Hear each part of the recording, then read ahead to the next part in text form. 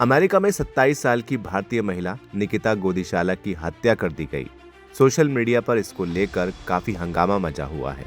निकिता का शव एक ऐसे शख्स के अपार्टमेंट से बरामद किया गया जिसे लोकल पुलिस ने उसका एक्स बॉयफ्रेंड बताया था।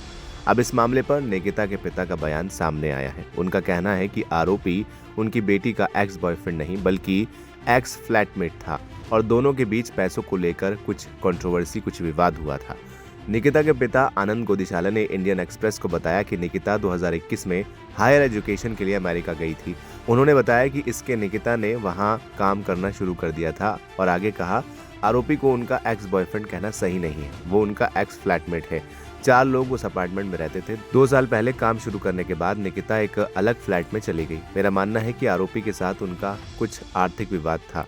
चलिए आपको बताते हैं कि आखिर क्या है पूरा मामला। दरअसल निकिता गोदिशाला हैदराबाद के सिकंदराबाद की रहने वाली थी। 3 जनवरी को मैरीलैंड के हार्वर्ड काउंटी में उनकी हत्या कर दी गई। उनके शरीर पर चाकू के घाव थे। उनका शव अर्जुन शर्मा नाम के एक शख्स के अपार्टमेंट से बरामद हुआ।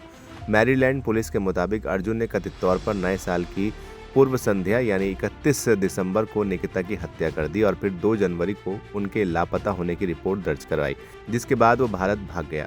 पिता आनंद ने बताया कि निकिता मैरीलैंड के एलिसॉट सिटी में रहती थी, जहां वो डेटा एनालिस्ट के तौर पर काम करती थी। उन्होंने इससे पहले हैदराबाद के जवाहरलाल नेहरू टेक्नोलॉजिकल यूनिवर्सिटी से फार्मेसी का कोर्स पूरा किया था और फिर मैरीलैंड यूनिवर्सिटी से हेल्थ इंफॉर्मेशन टेक्नोलॉजी में मास्टर डिग्री लेने के लिए अमेरिका चली गई थी। मैरीलैंड पुलिस ने कहा कि उन्हें अभी तक निकिता हत्या के मकसद का पता नहीं चला है, जबकि पिता आनंद ने कहा कि अर्जुन ने उनकी बेटी से पैसे उधार लिए थे। उन्होंने कहा, अर्जुन को पैसे उधार लेने की आदत थी और उसने मेरी बेटी से भी उधार लिया था। जब उसने उससे पैसे लौटाने को कहा तो मुझे लगता है कि उसने उसे अपने फ्लैट पर बुलाया और वहां उस पर हमला करके भाग गया। उन्होंने केंद्र और राज्य सरकार से अपील की है कि उनकी बेटी का शव जल्द से जल्द भारत वापस लाया जाए।